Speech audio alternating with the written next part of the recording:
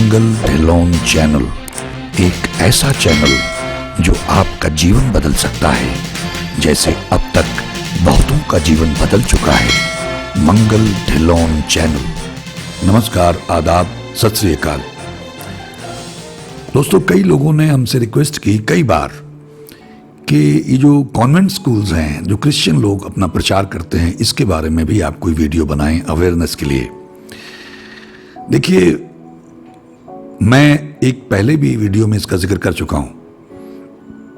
उनकी जो डिवोशन है, उनकी जो सिंसियरिटी है, उनका जो मिशनरी एटीट्यूड है, उसकी तो दाद देनी पड़ेगी। वो इतने समर्पित हैं कि क्रिश्चियनिटी को दुनिया का सबसे बड़ा धर्म बनाना चाहते हैं। वैसे भी दुनिया का सबसे बड़ा धर्म है, लेकिन वो सारी मानवता को क्रिश्चियन बनाना चाहते हैं। ये उनका मिशन है और उसके लिए वो तरह तरह के तरीके इस्तेमाल करते हैं। जैसे उनके बहुत सारे चैनल्स हैं, मिरेकल चैनल है, गॉड चैनल है, और वो तमाम जो उनके बेस्ट ऑरेटर हैं, वक्ता हैं, इंटेलिजेंट लोग, अच्छे स्पीकर्स हैं, उनको हायर करते हैं, फिर उनसे प्रचार करवाते हैं। फिर वो कई तरह की टेक्निक्स इस्तेमाल करते हैं, कई तरह की सुविधाएं देते हैं। जो हमारे यहाँ दबे कुचले लोग हैं, जिनको हम दलित कह लें, शेड्यूल कास्ट कह लें, अछूत कह लें, उन लोगों को वो गले लगाते हैं और उनको सुविधाएं देते हैं। अपना लिटरेचर मुफ्त में देते हैं, उनको नौकरियां देते हैं, घर देते हैं, कपड़े देते हैं, जो भी मदद वो कर सके उनकी करने की कोशिश करते हैं, और उनके बच्चों को फ्री एजुकेशन देते हैं। तो निश्चित रूप से अगर जो हमारे प्रताड़ित लोग हैं, निग्लेक्टेड लोग हैं, जिनको हम अनटचेबल कहते हैं, तो वो तो उधर जाएंगे जहां उनको प्यार मिलेगा, इज्जत मिलेगी। तो उस मामले में तो उनका कोई मुकाबला नहीं है। अब देखिए उनकी इंटेलिजेंस, कि उनको मालूम है कि हमारी सबसे कमजोरी बड़ी क्या है, हमारे बच्चे। हमारे बच्चे ही उन्होंने अपने हाथ में ले लिए। किसी भी चर्च में जाइए तो वहां क्रॉस लगा होगा, वहां प्रेयर होती है, छोटा मोटा चर्च भी होगा। तो क्रिश्चियनिटी के बारे में उनको अवेयर करते हैं और उनकी कोशिश होती है, जो उनके प्रिंसिपल्स होते हैं, टीचर्स होते हैं, कि दूसरे लोगों को आप क्रिश्चियनिटी में लाएं। जैसे इस्लाम में लोगों को है कि अगर उनको आप इस्लाम में ले आते हैं तो अल्लाह ताला खुश होगा, आपको जन्नत मिलेगी, आपको हूरें मिलेगी, वगैरह वगैरह। तो इसी तरह से इनका है कि आप अगर लोगों को क्रिश्चियनिटी में लेके आते हैं तो जीसस खुश होंगे और आपको पता नहीं क्या सवाब मिलेगा। तो वो सब लगे हुए हैं, वो नन्स हैं और पता नहीं सिस्टर्स हैं, और पूरा उनका एक सिस्टम है। तो मेरे पास एक ड्राइवर है, शायद मैंने उसका कहीं जिक्र किया है, तो वो मुझे कहने लग गया कि वो बहुत कोशिश करते हैं मुझे कन्विंस करने की मैं क्रिश्चियन बन जाऊं। सरदार था लड़का, तो उसने कहा, मैंने कहा नहीं, ये तो मुझसे नहीं हो पाएगा। अब वो क्या करते हैं, देखिए इनके कितने बैनर्स लगे होते हैं, पोस्टर्स लगे होते हैं चारों तरफ, अगर आप देखें, और जगह जगह इनके प्रोग्राम हालेलुया। वो लोगों को कहते हैं कि हम तंदुरुस्त कर देंगे, मैजिक हो जाएगा, मिरेकल हो जाएगा, यीशु मसीह जो है मिरेकल करेंगे। यानी इन एवरी पॉसिबल वे वो आपको प्रभावित करने की कोशिश करेंगे। यहां तक कि स्कूल में, ये मैंने शायद जिक्र किया है, कि बच्चों को लेके जाएंगे बस में पिकनिक पे, और प्लानिंग के अनुसार, ये मुझे किसने बताया है, जिसको उनके बच्चों ने बताया आके। तो अब इसमें कितना सच है कितना झूठ मुझे मालूम नहीं, लेकिन देखिए कितनी कमाल की बात है कि बच्चों को ले जाएंगे, बस रास्ते में खराब हो जाएगी और वो कहेंगे बच्चों प्रेयर करो। इसका मैंने जिक्र किया था कि आप ऐसा करो, चलो अब पहले भगवान से प्रेयर करो। भगवान को प्रेयर किया, हमारी गाड़ी ठीक कर दो प्रभु, हे ईश्वर, हम रास्ते में हम घर कैसे पहुंचेंगे, मम्मी इंतजार करेंगी। और कहें चलो ट्राई करो, बच्चों ने प्रेयर किया, नहीं स्टार्ट हुई।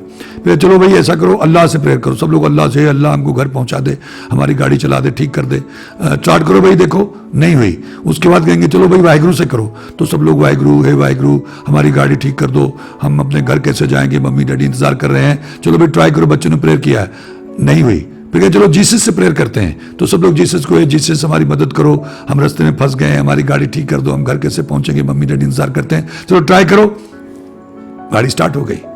ये प्लान करके करते हैं। तो बच्चों को क्या होगा, साइकोलॉजिकली उनके ऊपर इंपैक्ट क्या पड़ेगा कि जीसस बहुत जल्दी सुनते हैं, क्रिश्चियनिटी बहुत बढ़िया धर्म है। इसलिए अगर बचपन में ही बच्चों के दिमाग पे उसका प्रभाव पड़ने लग गया और वो अपना धर्म पढ़ाते हैं, America, Canada, UK, Europe, west में धर्म बच्चों को पढ़ाया जाता है, एक सब्जेक्ट है। हमारे यहाँ धर्म सब्जेक्ट ही नहीं है।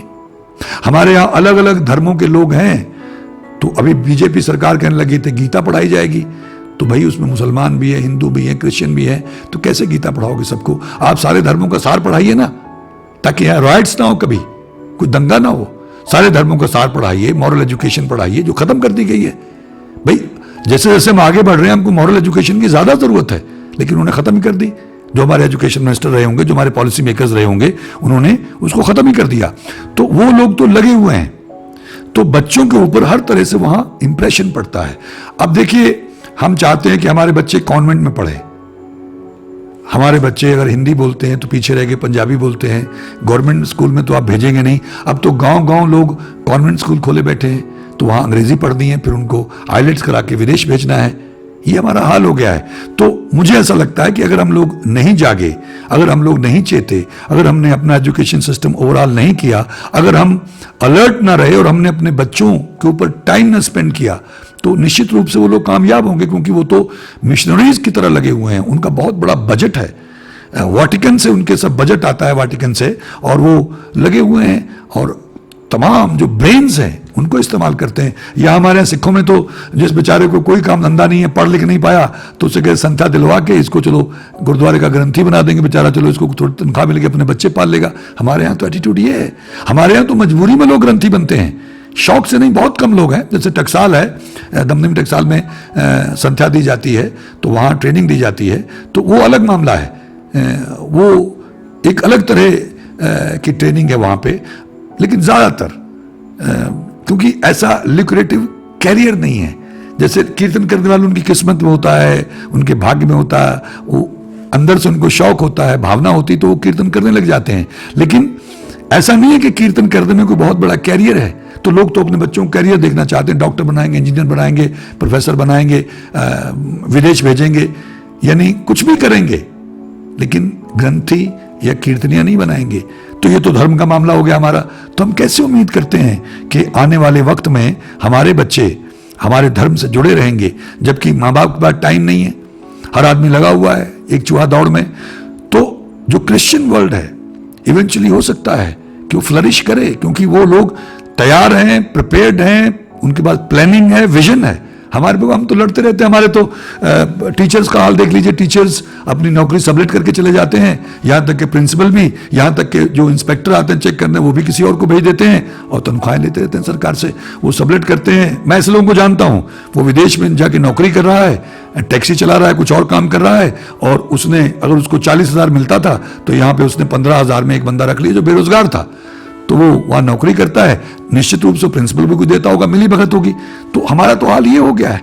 तो जब तक हमारे सिस्टम को ओवरहॉल नहीं करते, जब तक हमारे यहाँ ईमानदार, देशभक्त, जुर्रत वाले विजनरी लीडर्स नहीं आते, तब तक कोई होप नहीं है। और जब तक हम लोग नहीं जागते, क्योंकि हम ये उम्मीद करते रहे कि लीडर्स आ जाएं, विजनरी, ईमानदार, देशभक्त, जुर्रत वाले लोग जो हमारा भला कर दें, हम कुछ करने को तैयार नहीं। हम तो अपनी वोट बेच देते हैं। हम तो ये चाचा ताऊ फलाना, उसके कहने पे, इसके कहने पे गलत बंदे को वोट डालाते हैं। तो भला कैसे होगा? कैसे उम्मीद कर सकते हैं? तो हम सबको कलेक्टिवली स्टैंड लेना होगा अपने पंजाब को, अपने देश को, हिंदुस्तान को, भारत को बचाने के लिए, कि हमारा फ्यूचर बच जाए, हमारे बच्चों का फ्यूचर बच जाए। और उसकी कुंजी कहां है? उसकी कुंजी है सियासत, पॉलिटिक्स। पॉलिटिक्स में क्या करना है? वोट किसको देना है? ईमानदार को, नेक को।